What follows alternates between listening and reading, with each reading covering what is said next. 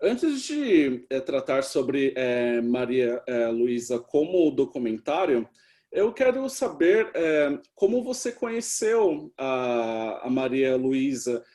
Você se deparou com a história dela em reportagens de jornais? Você já tinha um envolvimento pessoal com ela antes de fazer este documentário?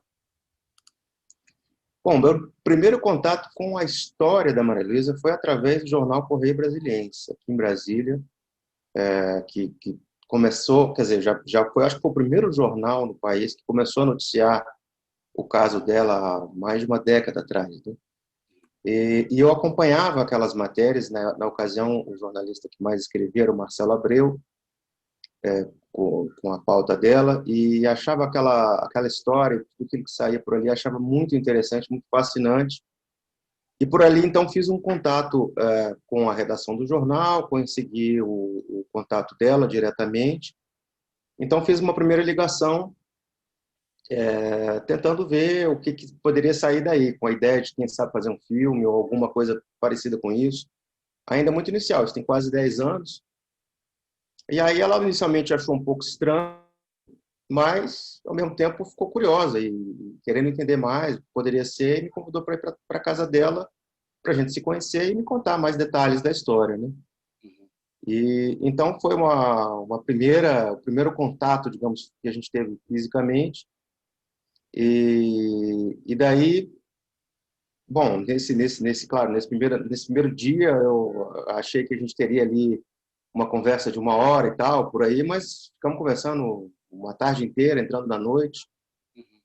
E ela me contou um monte de coisa muito forte nesse dia, que eu saí de lá assim muito fortemente inspirado, achando que ali já tinha um filme, né? Entrando na casa dela, ao entrar na casa dela, eu já vi ali, de certa forma, uma locação, pelo ambiente que ela tem, um apartamento muito simples, aqui numa cidade, em Brasília, numa região administrativa, que a gente chamava anteriormente de cidade satélite, né? Núcleo Bandeirante, um apartamento funcional aqui da aeronáutica, e um apartamento no quarto andar, um prédio sem elevador,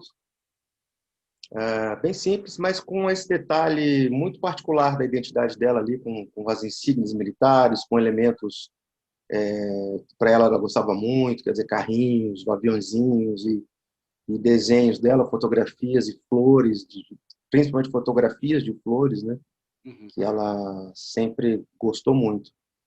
Então eu encontrei ali, nesses pequenos detalhes da casa e principalmente nessa conversa com ela ali, uma motivação gigante assim para fazer esse filme. Foi algo que realmente fiquei persistindo, né? E dali eu fui atrás de recursos, tentar, enfim, primeiro desenvolver o projeto, depois produzir e tudo mais.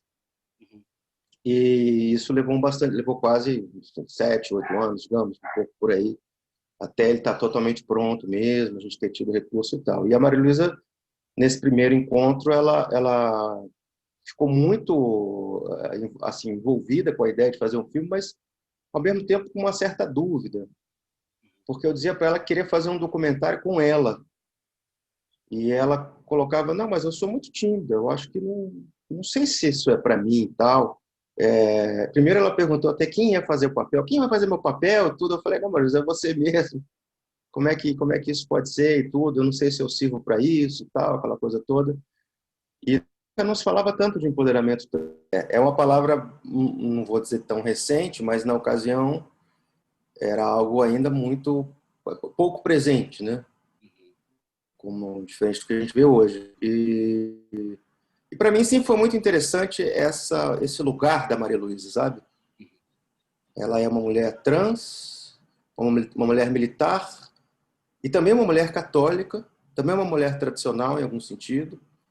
Então, ela não está numa caixa padrão única assim que a gente ainda tem ali das pessoas, e principalmente que a gente vê muito assim ainda da comunidade trans, né?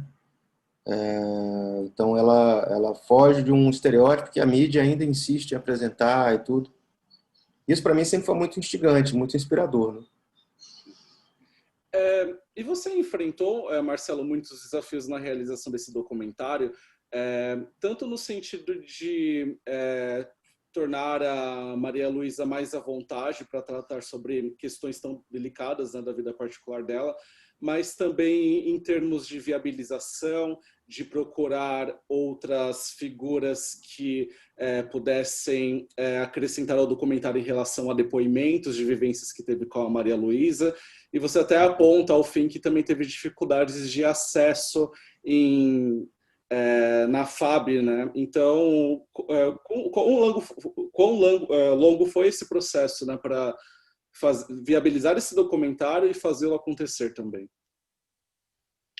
Foi um processo muito intenso e longo, né? Primeiro, claro, um projeto como esse, que inicialmente eu precisei construir uma relação com a Maria Luísa para ela primeiro se sentir à vontade também. Então, acho que esse talvez tenha sido o primeiro passo, da gente construir uma relação, ela entender que esse filme poderia ser algo positivo para ela se sentir à vontade, confiar em mim, depois confiar na equipe de filmagem, né, confiar nesse processo. Isso realmente é um processo de construção. Uma história muito difícil, né? É uma mulher trans que foi, infelizmente, retirada da ativa, né? Ela trabalhou 22 anos nas Forças Armadas com a mais alta conceituação. Conversando com colegas dela, inclusive alguns que estão no filme, ela sempre foi unânime, né? Ela sempre foi uma pessoa muito, muito, muito reconhecida profissionalmente, enquanto militar. Eles chamavam ela de militar vibrante, tudo. Ao mesmo tempo, entrar nesse universo militar, sem deixar de falar o que a gente precisava falar e precisa falar, que foi de fato o preconceito, que ela viveu e vive, era talvez e é ainda um desafio muito grande, né? Nos tempos que a gente vive. Então, hoje, isso talvez tenha tomado outras dimensões, mas continua, né? Então, tínhamos aí o desafio de produzir um filme, ter recursos para produzir. Então, eu inicialmente fui atrás de patrocínio, depois editais públicos. Editais públicos se mostraram mais reais. A gente conseguiu alguns editais aqui em Brasília, do Fundo de Apoio à Cultura, que é o nosso patrocinador, através da Secretaria de Cultura, e depois que mudou para a Secretaria de Cultura e Economia Criativa. Então, é o nosso principal patrocinador. E muitos apoios também de empresas locais, produtoras que foram parceiras, restaurantes, enfim, muita gente que, de certa forma, acreditou no projeto e quis somar de alguma maneira ali, né? Ou com a sua própria, com o seu próprio serviço, ou oferecendo alguma coisa. Por exemplo, agora a gente tem o apoio do Correio Brasiliense, que é um jornal que começou, por um lado, né, trouxe a história para a mídia. Nós fizemos o filme, o Correio é parte do filme, inclusive, porque tem várias matérias que a Maria Luísa é mostrada, que são as primeiras que saíram muito. A gente utilizou algumas dessas matérias do Correio Brasiliense, e mais adiante eles nos apoiaram, estão nos apoiando agora com espaço de divulgação no jornal, com a divulgação dos anúncios, né, do filme, e tem sido fundamental para a gente aqui em Brasília, e também pensando na ideia de impacto social, que é muito o que movimenta esse projeto, né? É um filme que precisa da imprensa, por conta da causa que a gente está falando, ter que se tornar mais visível, né? Então, a gente, obviamente, está numa imprensa aqui do Correio, que não é necessariamente regional, mas tem, claro, uma força importante em Brasília, mas também com outros veículos que, então, a partir dessa experiência, começaram a falar bastante sobre o filme. Então, essa visibilidade que a história da Maria Luísa está tendo a partir do filme e, consequentemente, também do caso jurídico que ela ainda enfrenta, são duas coisas que acabam correndo em conjunto, né? Então, falando mais detalhadamente assim, temos e tivemos muitos desafios. Estamos vivendo agora um desafio grande. O filme chegou nos cinemas, né? Tive agora há pouco, antes de falar com você, uma ótima notícia, que a gente vai para a 4ª semana em cartaz, o que para um documentário na pandemia é uma coisa assim muito impressionante. Para a gente, nós estamos soltando fogos aqui, porque é uma coisa incrível. Claro que há uma série de desafios e não temos uma frequência de pessoas na sala, nem devemos ter, até afinal os tempos são outros, né? Mas, por outro lado, sabemos que estar no cinema garante uma visibilidade maior, né? Para o filme, para a causa. E, ao mesmo tempo, na semana agora que passou, na última quinta-feira, a gente também entrou nas plataformas. Então, a gente está em diversas plataformas no Brasil, o que também é uma coisa interessante, porque parcialmente, paralelamente, a gente também está no cinema. Então, até nesse sentido, também vivemos um desafio, né? De alguns cinemas estarem ainda aceitando o filme, mesmo o filme ainda já estando nas plataformas. Então, eu acho que todo o processo, desde a ideia inicial até agora, exibir o filme, os caminhos que a gente está tentando para a visibilidade da história da Maria Luísa são muito desafiadores, né? Mas, por outro lado, também são muito instigantes, né? A gente trabalhou muito, muito intensamente, trabalha muito intensamente para fazer o que o filme primeiro tivesse acontecido, quase fosse realizado, e agora chegando às pessoas. Antes dessa trajetória do Maria Luísa pelo circuito, e agora nas plataformas digitais, ele teve uma longa passagem por festivais. E qual foram os impactos que você percebeu dessa história no público? E até me pergunto também se esse documentário até teve um impacto muito favorável para Maria Luísa, porque eu estava lendo no release que a assessoria me encaminhou da produção de que foi em junho deste ano, né, que saiu uma decisão de aposentadoria dela como suboficial. Então até me pergunto se a exibição desse documentário surtiu um efeito direto em relação a essa decisão. A gente acredita que sim. São dois caminhos aí, né? Primeiro, os festivais. A carreira em festivais foi e ainda está sendo muito importante. Nós tivemos agora, no último fim de semana, um prêmio muito legal no festival na Sérvia. Nós ganhamos o melhor documentário de longa-metragem. Um festival que chama Merlinka Queer Film Festival. Nós ganhamos o melhor longa documental, melhor longa ficcional, com o filme do François Ozon, que já foi, assim, imagina o luxo total estar do lado do François Ozon, assim, nesses tempos, né? Pena que não é presencial, porque estaríamos ali tirando umas fotos. Mas, então ele teve essa carreira, ele começou pelo É Tudo Verdade, que é talvez o principal festival de documentários nosso aqui da América do Sul, né? Um festival muito tradicional, com mais de 20 anos de experiência, de existência. Então, isso trouxe uma expectativa muito interessante, uma visibilidade interessante na imprensa também. E depois fomos para diferentes festivais, na Argentina, na Holanda, na França, na Suíça, no México. No México também ganhamos um prêmio de melhor documentário internacional, no festival que chama Humano Film Festival, festival de filmes com temática de direitos humanos.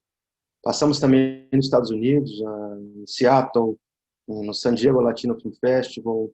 Passamos em Yale, ganhamos também um prêmio lá de menção honrosa de documentário. Então, viemos para o Festival de Brasília, aqui na minha terrinha, e seguimos bastante aí, temos ainda alguma possibilidade de festival em andamento.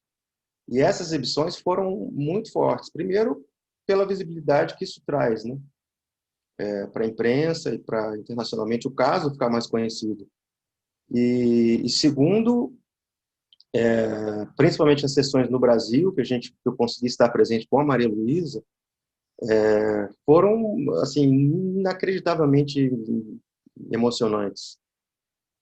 Todas as sessões que a gente teve com ela, no final das sessões, era uma comoção, uma coisa muito forte. As pessoas se juntavam numa fila para fazer ali, tirar fotos com ela, dar abraço, tudo. Aqui no Festival de Brasília, então, foi sala Cine Brasília, que é uma sala bem grande, lotada, com muita... A gente teve que até ser avisado para sair da sala, porque ia ter uma outra sessão e tudo mais. Mas foi muito impressionante. E muita gente, aqui no Festival de Brasília, também por conta da mídia que foi bem grande aqui nas TVs e tudo, ela foi muito reconhecida nas ruas, né? Mesmo por quem não viu o filme. Isso foi muito legal. Tinha gente que pedia para tirar foto com ela em lugares inusitados. E para ela isso é um reconhecimento muito importante, principalmente agora, nesse momento que a gente está vivendo, né? Que a gente fala de um fechamento, assim, infelizmente, por um lado, né? Ao que a gente considera diversidade, aos direitos humanos, à igualdade social, à igualdade econômica, em vários outros níveis. Então, realmente, tem sido essa experiência muito legal. E sim, com relação uma consequência no processo, a visibilidade que o filme tem trazido também impactou na corte, né, aqui no Superior Tribunal de Justiça, no Supremo Tribunal de Justiça Superior, aliás, Tribunal de Justiça, o STJ. E na decisão do ministro Herman, ele deu uma decisão favorável a ela, que ela chegasse, então, que a Maria Luísa ela foi aposentada com uma patente como cabo. Se ela tivesse continuado na ativa, se não tivesse sido aposentada como ela foi, né, sem a sua própria vontade, ela poderia ter chegado a uma patente muito para cima, muito mais para frente do que ela conseguiu terminar. Porque ela né, e era vista com uma alta conceituação, então ela não tinha um ponto negativo na ficha, né? Então, naturalmente, ela ia subir. Sim. E, consequentemente, como ela não foi mantida na ativa, ela inicialmente foi aposentada como cabo, mas com salário parcial, ficou anos na justiça, conseguiu o salário integral como cabo na aposentadoria, e tentou voltar ativa, mas pela idade, hoje ela já tem 60 anos, né?